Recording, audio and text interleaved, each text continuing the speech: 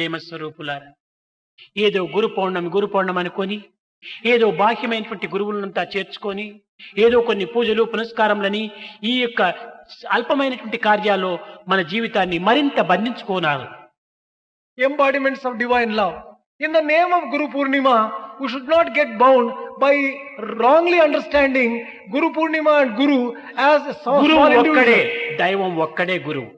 There is only one Guru and ఆ he is గురువు God. ఎవరు? అది నీవే. Who is that Guru? It is yourself. ఆ గురుత్వం అనేటువంటి దైవత్వం నీలోనే ఉంటుండి నీవెక్కడో బయట ప్రపంచంలో వెతకడానికి ప్రయత్నిస్తున్నావు. That Guru in the form of divinity is residing in you, but you are searching for the Guru in the outside world. కనుక బ్రహ్మ విష్ణు మహేశ్వర స్వరూపులు నీ యొక్క గుణములే.